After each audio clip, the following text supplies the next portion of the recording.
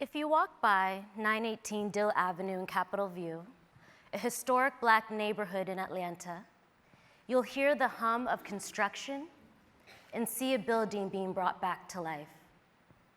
Originally built in 1930, this structure has been home to many things: a church, a restaurant, a corner store. But for a long time, it stood unused and abandoned. My name is Nwamaka Agbo, and I'm honored to be here with you to share a story about people building homes, businesses, and power together. In my work at the Kataly Foundation and our Restorative Economies Fund, my team and I redistribute wealth and resources to support the power of Black and brown people. We do this by supporting community-owned and community-governed projects that bring people together to create shared prosperity, self-determination, and collective power. I created the Restorative Economics Framework to upend the dynamic of our current economic system, a system where profit is prioritized over people and the planet. I find myself circling back to the same question.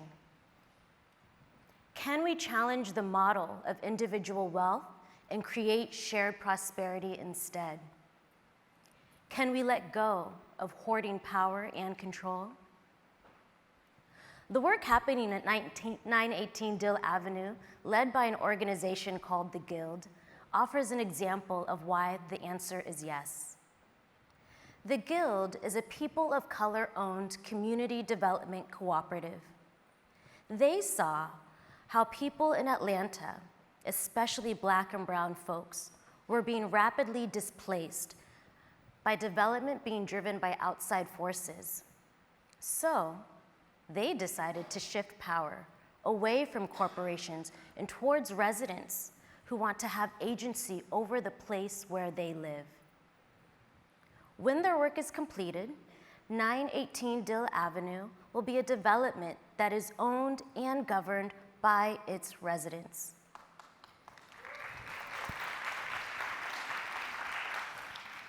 The property will include a locally sourced grocery, a shared kitchen, space for Black restaurateurs, and permanently affordable housing.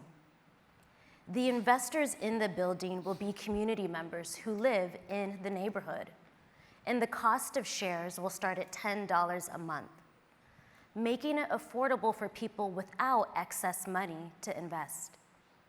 As more residents buy shares, the equity of the building will transfer from early investors, like Kataly, to the community.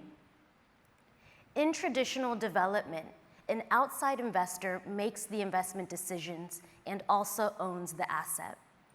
So the wealth accumulates back to the investor over time.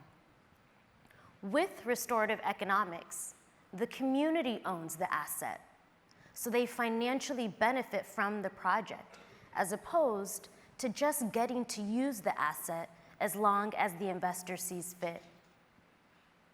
My curiosity about community ownership was sparked when I visited my ancestral villages in Nigeria growing up. There, I got to see how the stewardship of land was seen as a collective duty. The fruit of the land was shared among all, and people were invested in each other's well-being. From what I've seen with my family and with my work, I know that it is possible to challenge individual wealth and to relinquish power.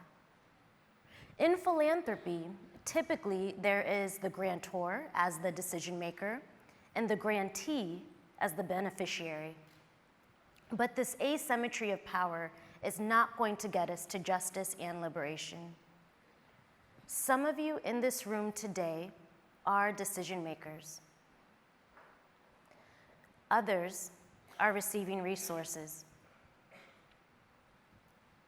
How can we build relationships that make us better people and our institutions stronger? What if decision makers not only redistribute capital, but also shift power? I want you all to imagine a world where we create shared wealth, where instead of resources being held by a few, people who live in a place together steward the assets to benefit everyone. A world where Black and brown people have the capital, power, and agency to execute their visions for prosperity in their communities.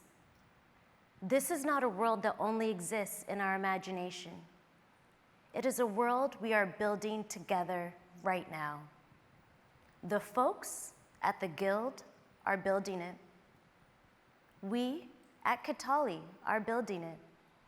Will you build it with us? Thank you.